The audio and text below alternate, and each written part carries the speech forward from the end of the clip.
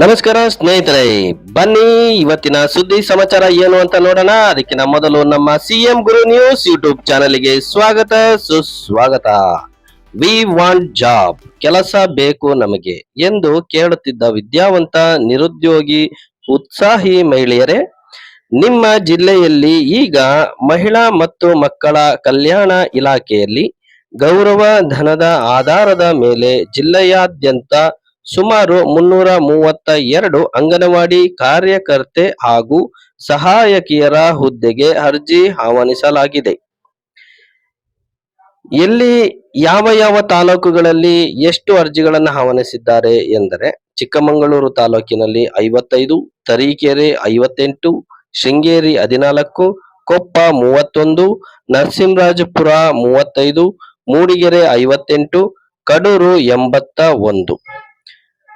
ಈ ಹುದ್ದೆಗೆ ಅರ್ಜಿಯನ್ನು ಸಲ್ಲಿಸಲು ಬೇಕಾಗುವ ಮಾನದಂಡಗಳು ಏನೆಂದರೆ, ಅರ್ಜಿದಾರರು 19 ರಿಂದ 35 ವರ್ಷ ವಯೋಮಿತಿಯ ಒಳಗೆ ಇರಬೇಕು, ಸ್ಥಳೀಯ ಮಹಿಳೆಯರು ಆಗಿರಬೇಕು,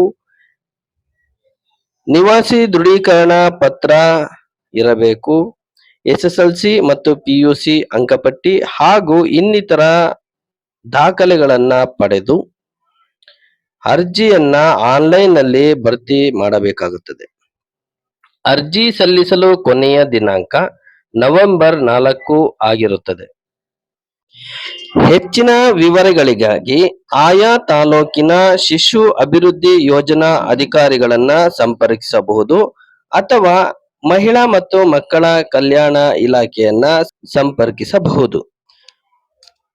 ಮುಂದಿನ ವಿಡಿಯೋದಲ್ಲಿ ಯಾವ ಊರಿನಲ್ಲಿ ಅಂಗನವಾಡಿ ಕೇಂದ್ರದಲ್ಲಿ ಎಷ್ಟು ಹುದ್ದೆಗಳು ಖಾಲಿ ಇವೆ, ಈ ಖಾಲಿ ಇರುವ ಹುದ್ದೆ ನಿಮ್ಮ ಊರಿನಲ್ಲೂ ಇರಬಹುದು ಹಾಗೂ ಅರ್ಜಿಯನ್ನ ಸಲ್ಲಿಸುವ ವಿಧಾನ ಹೇಗೆ ಎಂಬುವ ಬಗ್ಗೆ ಸಂಪೂರ್ಣವಾದ ಮಾಹಿತಿಯನ್ನ ಮುಂದಿನ ವಿಡಿಯೋದಲ್ಲಿ ತಿಳಿಸುತ್ತೇನೆ.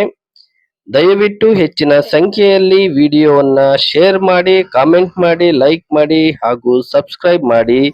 ಧನ್ಯವಾದಗಳು.